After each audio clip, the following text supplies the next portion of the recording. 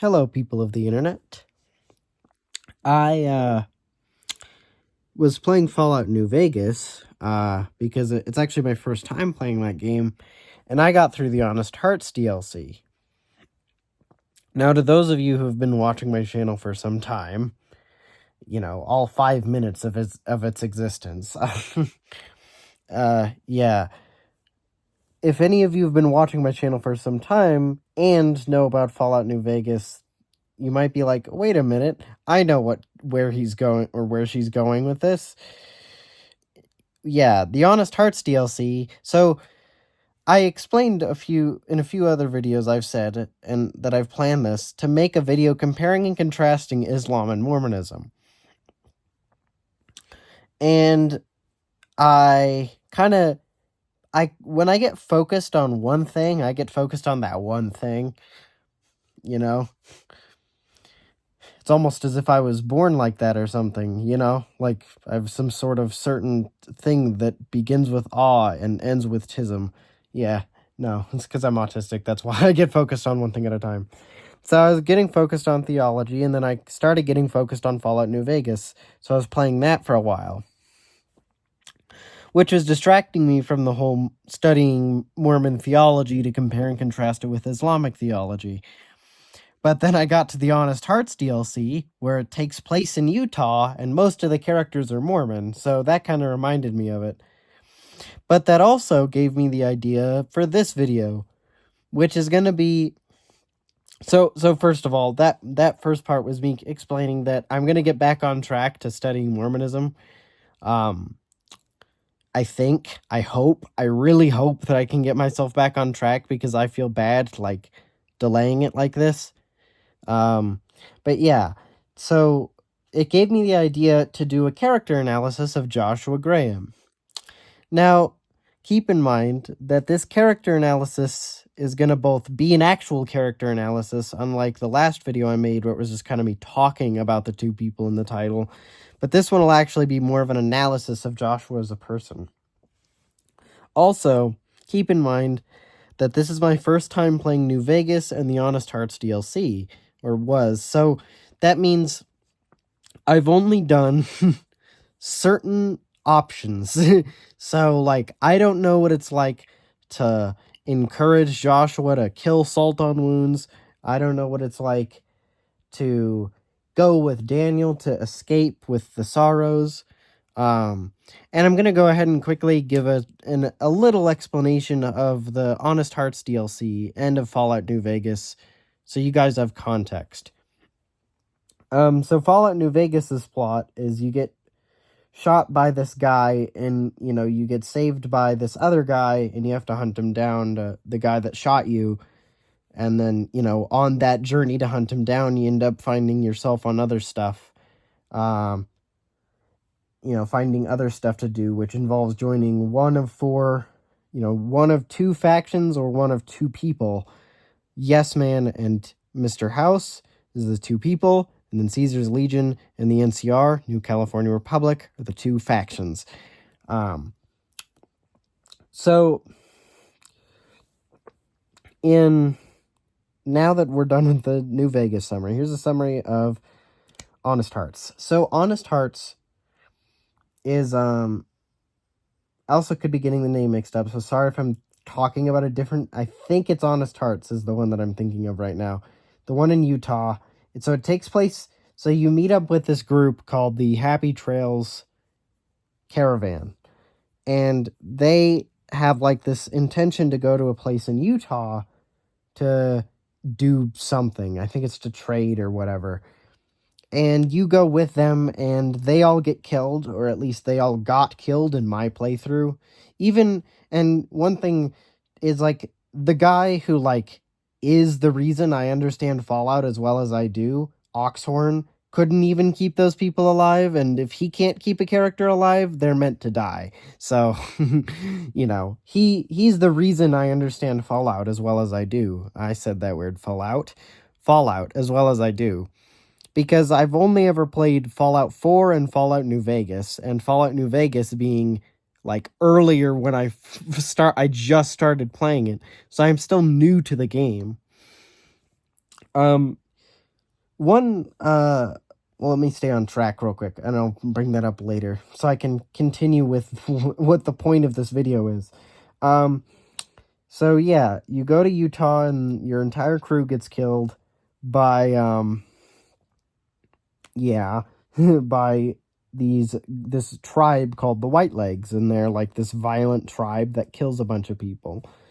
And there's this choice at the end which involves whether or not you want to fight the Whitelegs to kill them off, or to just leave and let the Whitelegs have the land, but so that way the Sorrows can be safe. The Sorrows is one of the two tribes you're protecting from the Whitelegs. The other one is the Dead Horses. Yeah. So now that I've given a summary of the plot, from what I understand of it from me playing the game, I'll go ahead and dive into Joshua for a second. Not for a second, for the rest of this video, hopefully. Except for the little bit thing that I'm holding on to tell you guys later, or to ask you guys later to see if you guys can, or to ask if you guys can answer it in the comments. I don't know if that'll be a reoccurring thing, me having questions at the end of like, can you help me with this thing? Maybe not. Yeah. So Joshua Graham is, so lore-wise, Joshua Graham and Daniel. Let me actually I can't close that without turning off the video. Never mind. I will not do that. I was gonna look up what his last name was, but I can't close the camera thing without the video stopping, so I'm not gonna do that.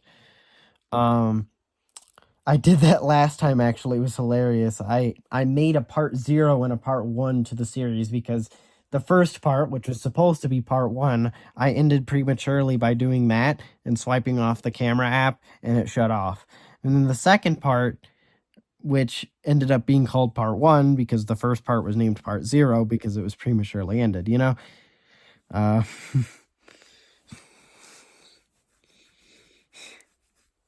Ooh, my head itches. Yeah, so he and Daniel are both Mormons. And from my studying of Mormon theology, which is, if you want an idea of my understanding of it, I've read most of the Pearl of Great Price, which is Joseph Smith Matthew, as in his translation of Matthew. It's really just him putting Matthew, the beginning of Matthew, or the end of Matthew 23 and Matthew 24, and then adding some extra words to it, which include Jesus referring to the Jews as if he's not a Jew. He talks about like the Jews are doing a thing or something, or that they're supposed to. I'll get a better understanding of that when I reread it during this study. But yeah, and then there's also, I've read the Book of Abraham and the Book of Moses, the Book of Moses being his translation of Genesis. Same deal with Matthew. It's additions, which I don't even know how like him reading with like Urim and Thummim would do that. Like, how would he so when he reads it with the glasses, does it just like, or when he like uses the stones, does it like add another verse? Like, how does that work? But and keep in mind that although I'm very disrespectful to different religions, and I'm sorry for that, and I'm not sorry. It's a weird mixture of like, I feel bad for offending people, but like a lot of what I say about their religions is true. So like I'm sorry that, well, no, because that just sounds like I'm being an ass. I'm sorry.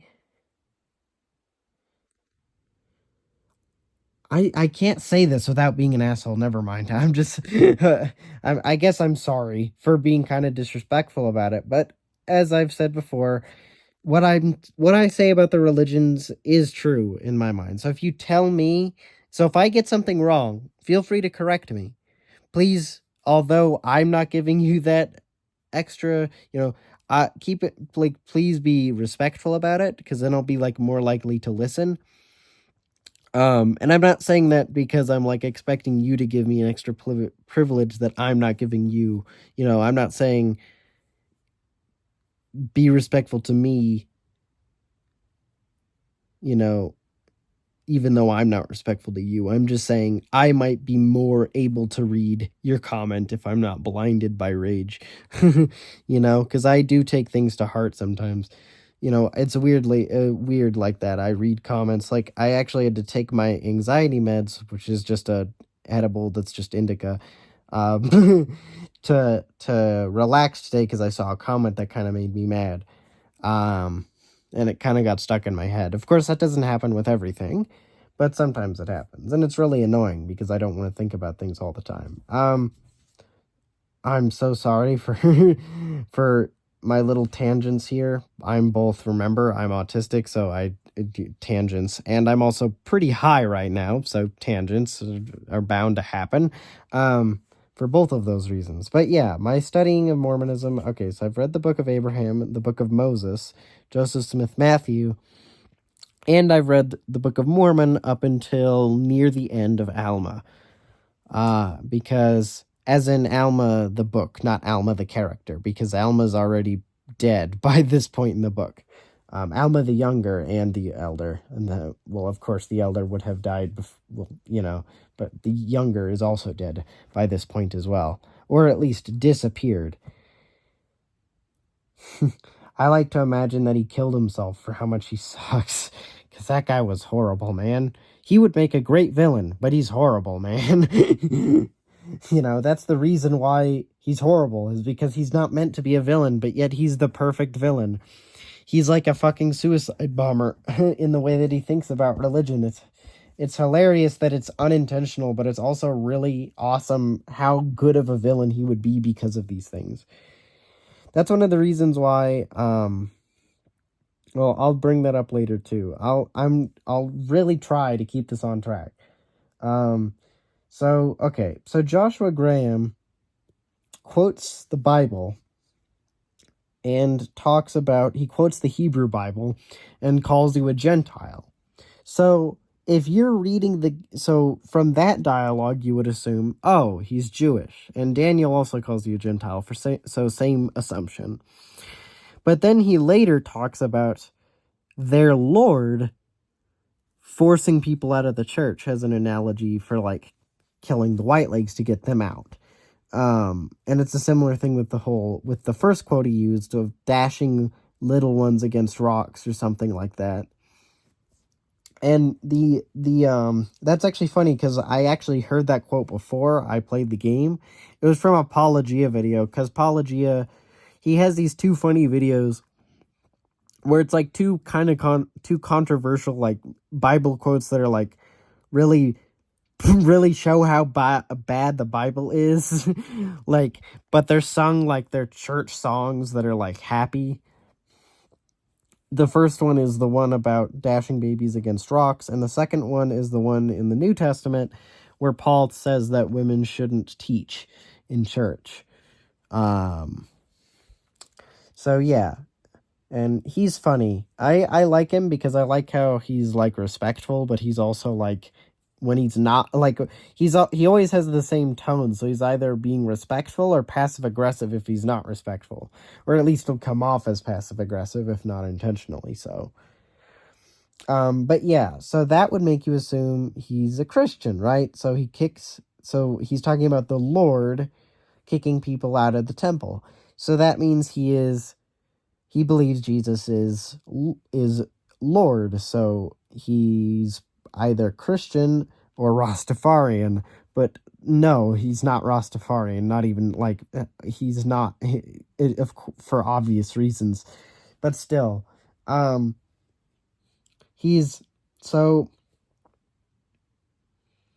you Google it, and I think this is the case just from the evidence alone, is that he's Mormon. Now, I think he is what I would call Jewish Mormon, in that he follows Jewish law and tradition while also following Mormon law and tradition, because to my knowledge, they don't contradict each other. To my knowledge, if they do, they do, but to my knowledge, they don't. So you could follow the same Jewish law of being circumcised, of never eating pork, never eating, I think it's clams is one of them, and never eating of all kinds of foods, and, like, only wearing specific types of clothing and keeping all the Jewish traditions while also keeping the Mormon traditions of not drinking, not smoking, wearing the weird ass underwear if you're a woman. I don't know. Maybe the men wear that underwear too. Do they? I don't know. I'll have to Google it. Or you can tell me in the comments. That's another thing too that you could comment, is whether or not men wear Mormon underwear. But yeah, Mormon underwear is weird. It's a similar logic to the hijab, where it's like, I need you to cover up because it's totally not my fault that I'm sexualizing you. That's the logic behind both Mormon underwear and hijabs in Islam. And it's even weirder with Mormon underwear because, like, underwear you don't even see. So it's like, what's the point in the underwear being this thick coat under your clothes other than to make you weirdly hot? You know? What the fuck? Yeah. So Joshua is Mormon. But one of the things is, one thing I wanted to ask for anyone who is Mormon, or more likely people watching this video would be ex-Mormon if they know about Mormonism, or they just have studied Mormon theology like I'm trying to do. Could you answer this question for me? Do they consider, or do you consider Jesus to be Lord? Is that like a Mormon belief? Because I know Mormons aren't Trinitarian. So is Jesus still Lord, just not God? Like, are those two separate things? They could be, but I don't know. But the thing is I think he's still Lord in Mormonism because, even though he's not God, he's supposed to be equal to God. Basically, the idea is they essentially believe in the Trinity, just those three entities are separate entities. They're not one being split into three parts, they're just three people that are all unified. Now you might ask, what's the difference? To which I would say, I don't know. Another thing is, too, is Mormonism, in my opinion, really weirdly borders on, like, polytheism.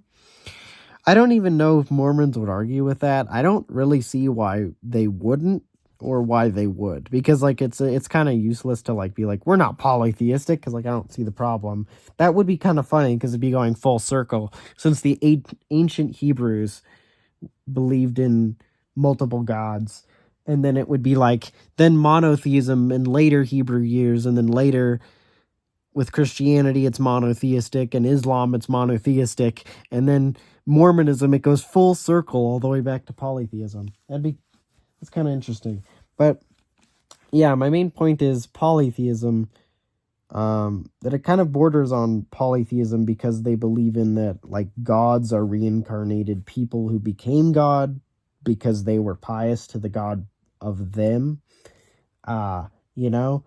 So Graham is Mormon, and one of the ways that I'm believe that he is Mormon, one of the other evidences, although it's more so just if you assume he's Mormon, you'll think of it this way, but after the DLC, you get a few items, one of which is two books labeled Scripture. Now, you might think, oh, that's a Bible. Well, I would personally assume, because it's two separate books that the picture is for, and I don't know if the picture is different for those books than for other books in the game, but it shows two books, which makes me think that those two books are the Bible and the Book of Mormon. Now, keep in mind that he could be Christian, and that could be the Old and the New Testaments, although they're not usually divided into two separate books. The Bible and the Book of Mormon often are, though, because the Third Testament that Mormonism adds is a bit less biblical than, the Old and the New Testament. It's not held in the same group because it's both so modern and kind of different in the way that it works. Because it's all written by one person, it keeps the same consistent writing style. But the Hebrew and Christian Bibles, because they're written by bunches of people over a long period of time, they go to all kinds of different... They have all kinds of different writing styles, not just from book to book, but also from part of book to part of same book. yeah. Uh, but so yeah, so to get to Joshua's character now, rather than just talking about Mormonism and how I know he's Mormon. The other one is if you Google it, it says he's Mormon. But yeah, he's Jewish Mormon, I think, in that he believes in both Judaism and Mormonism in a combination of sorts.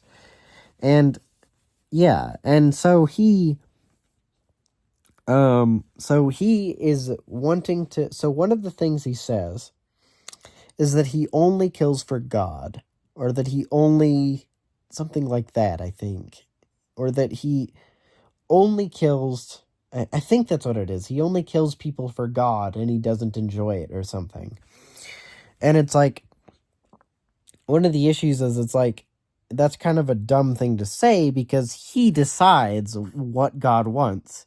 He says, I don't want the white legs here, so God doesn't. And because God doesn't, I have the right to kill them. It's like, what? That doesn't make any sense. You know, and then you also have the fact that, oh, I should also point out that I've heard people say, or I've seen a person say, that Joshua Graham has inspired people to become religious, and I really hope not. Or at least, what I assume is the case is that it inspires already religious people to, like, keep their faith stronger. Which is fine with me, because if their faith just gets stronger, then that's fine. I don't care. You know, if you're happy, I'm happy. But I would hope... Because if you get your belief system from him, you'll probably get a pretty fucked up version of a religion. But if you, like, have your faith, like, strengthened by him, you probably wouldn't pick up the bad stuff he talks about. So yeah, and then he says, so another thing as well is he's what's called the Burned Man. Now, the Burned Man is mentioned in the main game a few times just as the Burned Man. Now, I don't know whether he's actually mentioned in, like, the original main game, because I got the, like, deluxe version, so it had all the DLCs already in it. So I don't know if the Burned Man mentions only happen if you have the Honest Hearts DLC. If they do, go ahead and tell me. And if they don't, go ahead and tell me. The reason he's called the Burned Man is because he did a thing. I don't remember what the thing was. And Caesar got mad at him. He was in Caesar's Legion. And Caesar is, as in the Caesar you're probably thinking of, Julius Caesar, but also not as in that Caesar. In that he thinks himself to be equivalent to Caesar. And so takes the title of Caesar to kind of control people. Now, so Joshua does a thing that pisses Caesar off. I don't remember what it was. It was a decently long DLC, and I'm pretty high right now, so please don't, like, be mad at me for not being able to remember what it was that he did. And if there was a thing that he did and it was specified, you can go ahead and tell me in the comments as well. But he was set on fire by Caesar and thrown off of a cliff. And he didn't scream on the way down, or at least that's what the stories about him say. Because that's the way it's worded, because it's in, like, the little cutscene intro when this information is revealed. So they call him the Burned Man because Caesar did not want to hear the name Joshua Graham again, because they both knew each other and were friends. So he only was doing that to, like, flex his own power. And he feels kind of bad about it. Or he just really hates him that much. I don't know which one it is. I do wonder if there's dialogue with Caesar about Joshua Graham. Can you, like, scare him or piss him off by mentioning him? Because, like, once you know his actual name, like... But that's one thing, too, is that would require the DLC to have an effect on the main game, and I don't know if they'd make a DLC do that. Where you meet Joshua, and then they write the game where it's like, okay, now you have a dialogue option to be like, oh, I know who Joshua Graham is. Yeah. And if there is, go ahead and tell me. I'm currently playing the Dead Money DLC, so I can't really do that yet because I'm still in the Sierra Madre. But yeah. That DLC is weird, man. But yeah, to get back to what I was talking about, Joshua. So if you can't tell already, is a very badass character. And the reason why I'm saying it kind of the way I am is because it's kind of strange because a religious person being badass it doesn't quite work, right? Or at least with Christianity and Mormon teachings, it doesn't quite work. Because both of those, they teach to be like to treat others as you would treat yourself and to be kind to others. So there wouldn't really be any justifications for killing. I do get that Christians, and I'm sure Mormons maybe do this, but I don't know how often. They probably don't really get a chance to. But, they will use God to say that, to kill people, to say that, like, oh, well, I'm killing him for God, so it's okay. And it's exactly what I was saying before. Graham decides who God wants to kill, so he can then kill them. So it doesn't quite work logically. And that's exactly why it can be kind of cool because it makes them unpredictable. Because then you can't just know who they hate. You have to just know, you just hear, like, it's just, interesting. Yeah, and also to analyze him, because, so, he,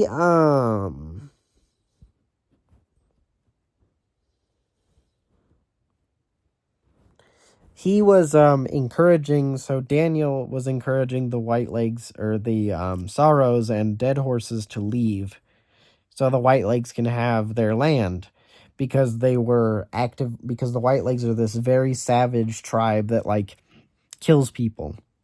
Their leader is a guy named Salt on Wounds with this really, really strong power fist. It is really strong, man. I used to use a super sledge, which I stole from the current elder, the second one that's after McNamara, the one that replaces McNamara. I think that's his name. Elder.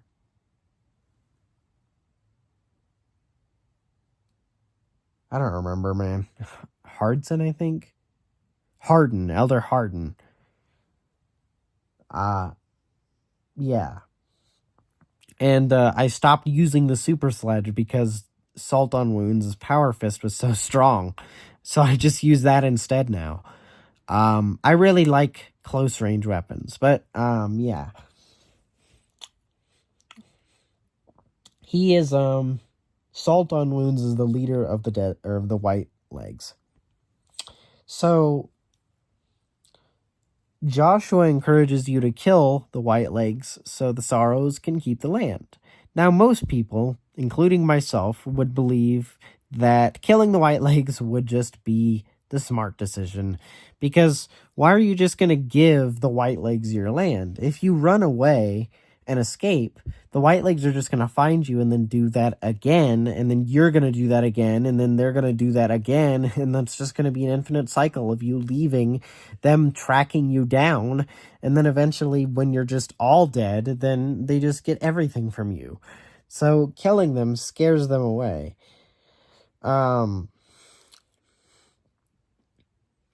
So it's more useful. I also did all of the quests in that DLC, and I really liked. One thing I really liked was the Cave Father. I liked the idea of the missionary work being like telling them that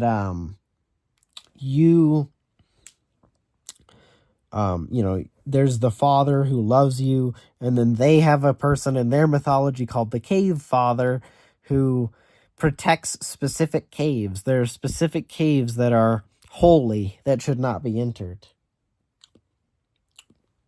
And so they believe the Father in the Bible is the Cave Father, which is forbidding certain caves. And it's actually interesting because you end up going in one of those caves, and in that cave, when you come out, there's like 70 different cassiters, like freaking flying venomous bugs that like immediately attack you.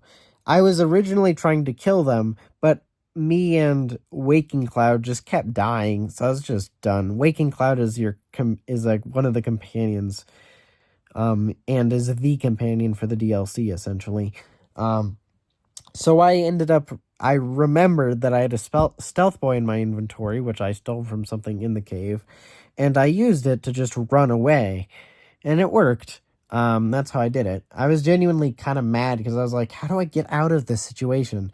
Because it just felt like I was dead. Those things are really annoying. I hate them so much.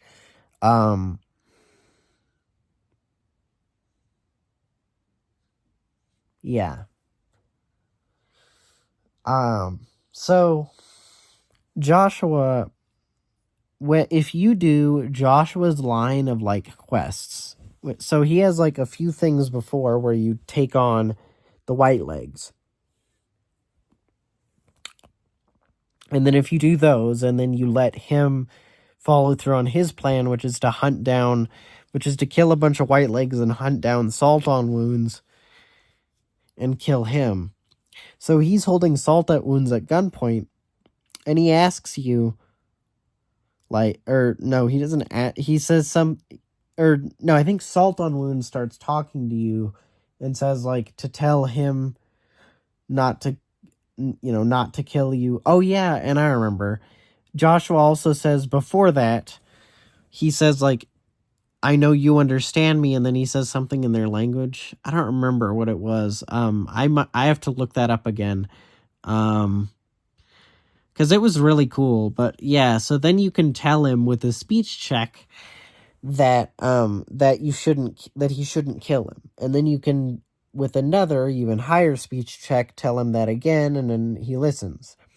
Now I had my speech maxed out by that point because when I play Fallout, I kind of focus on very specific skills, and those were speech and science, and then I focused on medicine.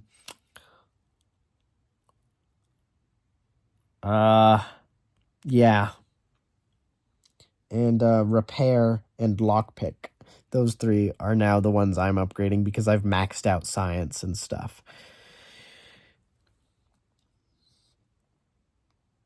Yeah, so and the ending is eventually people get inspired by you encouraging Joshua to have mercy. So they become the they become like a nicer people, a better people. And Daniel, he like feels so bad that he just kind of leaves. I don't know why. It's just weird. He's kind of pathetic, honestly. Like, they didn't go with my plan. Yeah, and then Joshua, I'm trying to remember what Joshua did in his ending. Oh, I think it was that he reflected on like what you explained to him about like not killing Salt on Wounds. And yeah, so he says, oh, one of the things he says earlier in the game is like hate the sinner or hate the sin, love the sinner, which is a really annoying phrase. And I'm only pointing this out because the phrase annoys me. It annoys me so much it stuck with me because it pisses me off so much. Hate the sin, love the sinner is basically saying hate everything about the person while smiling while telling them that. Of course, keep in mind that to you, like if you don't immediately, so if you're part of the LGBTQ community, you probably immediately know like why that phrase pisses me off. It immediately makes you think of people saying that to gay people, bi people, trans people, whatever, But if you're not, you might not know, but a lot of the times, because a lot of people consider being gay or trans or bi a sin, they'll just say, oh, we hate the sin, not the sinner. So we hate the fact that you're gay, bi, trans, whatever. But we don't hate but we don't hate you, which is basically saying we hate everything about you, but we also are gonna say we don't hate you. It's kind of retarded. Um, yeah. Well, that was loud. My ankle just cracked. Yeah.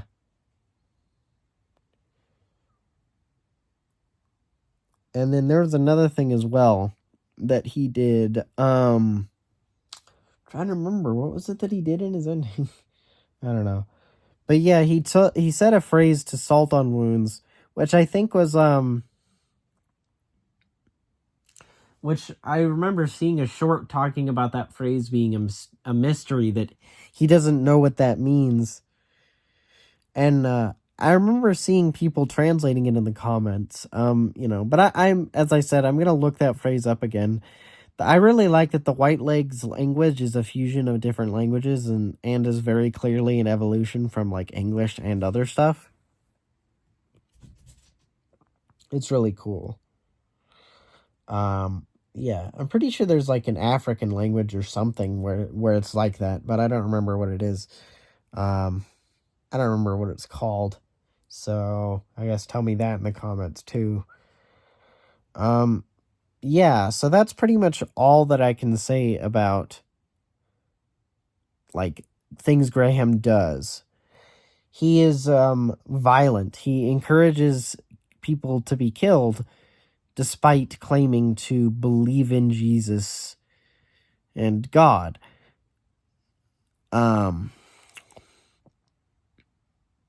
Why does he, like, how does he believe what he believes all at the same time? Because it doesn't, like, logically follow to believe in the teachings of a pacifist, but then to also be not only killing people, but, like, encouraging more people to be killed, you know? And keep in mind that, like, he,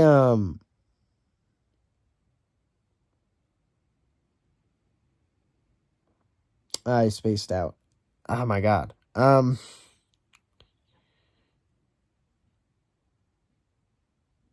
Well, basically, I think so yeah, he's a bit of a hypocrite, but yeah, he follows the teachings of a pacifist, but yet not only wants to kill, but also like wants to kill more than his allies. you know? And he uses the terrorism justification of I'm doing it for my god, so it's okay. You know. But he's still really badass. Like, I honestly, if they made the Fallout show where it was about Joshua Graham hunting down Caesar, that would be awesome. Or hunting down something relating to the Legion. Maybe not Caesar. You know, maybe the current legate of the Legion. Or I think Lanius is the current legate after he becomes the replacement for Caesar.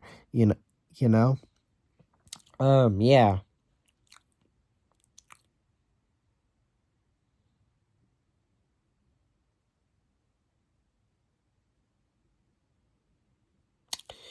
Yeah. So that's all I had to say about Joshua, I guess, about Joshua Graham. Is that he's oh, he also said a thing. I'm really trying to remember what it was he said at the ending. That was he said it and it was something that like I really liked. Oh yeah, I think it was something about how he's always stuck in the past or something, and that he has to get. Oh no, wait, no, I know what it is. It's something about like he has like a flame in him or something, that I don't know, or something like that he like lets overtake him, and he has to like not do that, and he realizes his mistakes. That's why I yeah, that's the thing that really stuck with me, at least what the information that he said, not necessarily the words, because I really liked that he realized what he was doing. Yeah.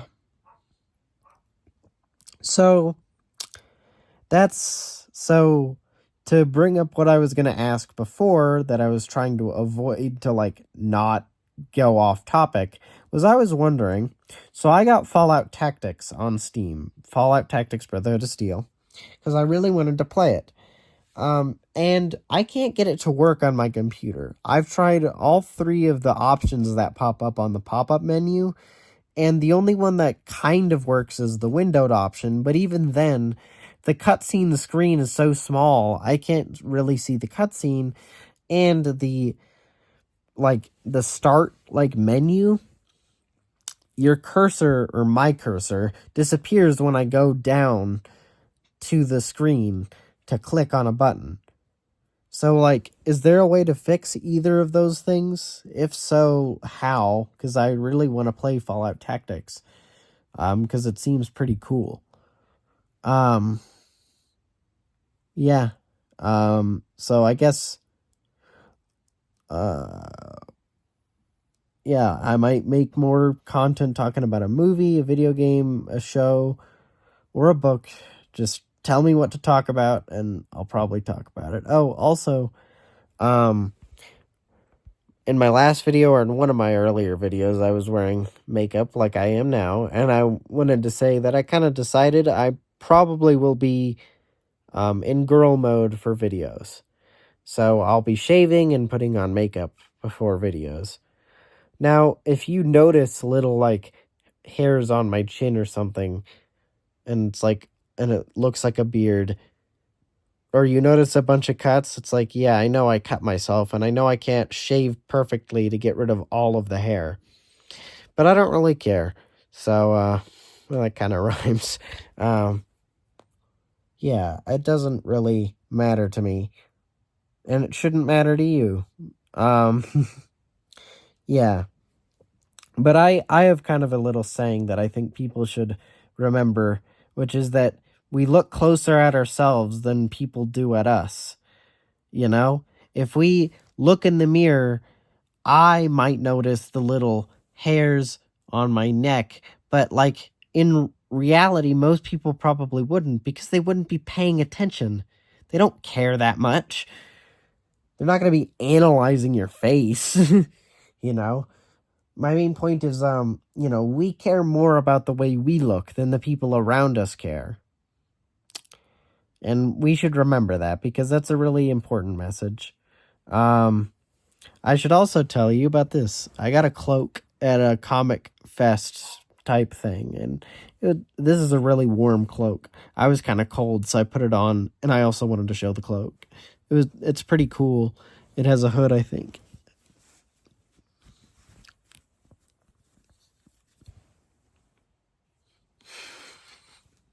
Yeah. Well, see you in the next video, or, well, you'll see me in the next video. I won't see you. Maybe. I don't know. Depends on if the people I pay go over to your house. I'm joking. Yeah, I don't know. You'll see me in my next video.